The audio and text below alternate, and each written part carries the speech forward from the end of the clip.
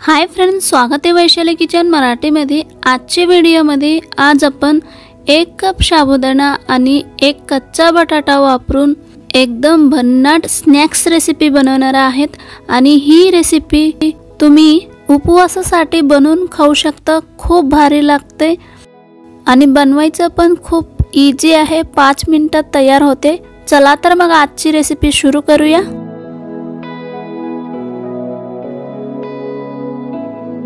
ही snacks recipe बनवायसाठी इथे मी 1 cup भिजून घेतलेले साबुदाणा घेतले आहेत आणि 1 मीडियम आकारचा बटाटा घेतला आहेत। भिजून ठेवलेले साबुदाणा मिक्सरच्या भांड्यामध्ये टाकून घ्या आणि बटाट्याचं साल काढून अशा पद्धतीने व्हिडिओ दाखवल्याप्रमाणे छानपैकी एकदम बारीक कट करून घ्या। बटाट्याची छानपैकी कट करून झाल्यानंतर एकदा छानपैकी स्वच्छ धुवून घ्या। इथे मी स्वच्छ धुवून घेतले आहेत। धुतल्यानंतर मिक्सरच्या भांड्यामध्ये टाकून घ्या पूर्णपणे।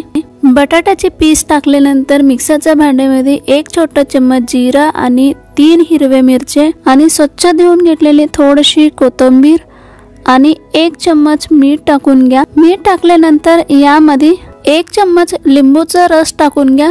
लिंबूचा रस टाकल्यानंतर यामध्ये पाणी न टाकता मिक्सरच्या भांड्याचं झाकण लावून छानपैकी स्मूथ पेस्ट व्हायच्यापर्यंत ग्राइंड करून घ्यायचे आहेत। ग्राइंड करून झाल्यानंतर आता आपण झाकण काढून घेऊया। छानपैकी ग्राइंड झाले आहेत, तुम्ही ते पाहू शकता।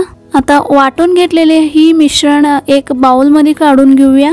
बाउल मध्ये काढल्यानंतर यामध्ये अर्धी छोटी चम्मच हळद टाकून घेऊया। इथे तुम्ही हळद उपवासासाठी नाही खात असले तर हळद स्किप करू शकता। हळद टाकल्यानंतर व्यवस्थित छानपैकी मिक्स करून घ्या। मिक्स करून झाल्यानंतर आता आपण नेक्स्ट प्रोसेस मध्ये जाऊया। इथे मी गॅस ऑन करून कढाईमध्ये तेल तापायला ठेवले होते।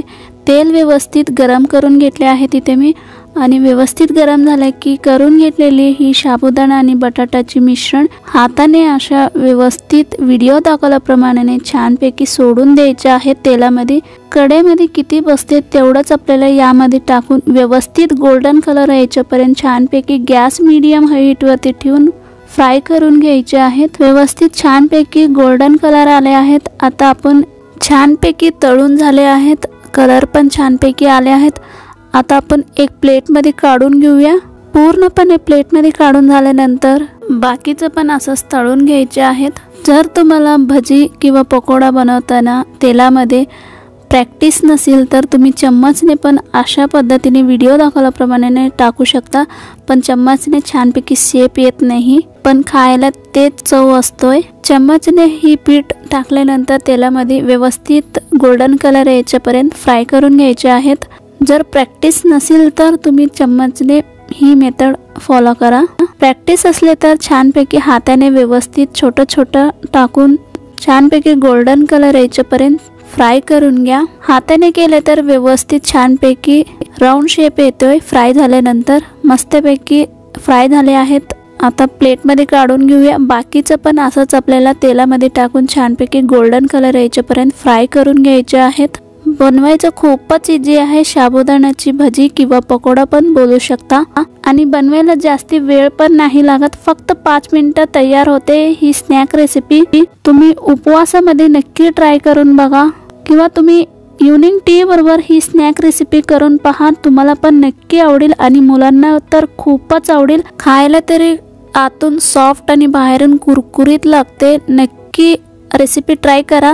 आजची रेसिपी आवडली असली तर प्लीज मित्रांनो लाईक, शेअर आणि सबस्क्राइब करायला विसरू नका। परत भेटूया एक असं छान छान रेसिपी बरोबर। तोपर्यंत मस्त खा आणि मस्त राहा।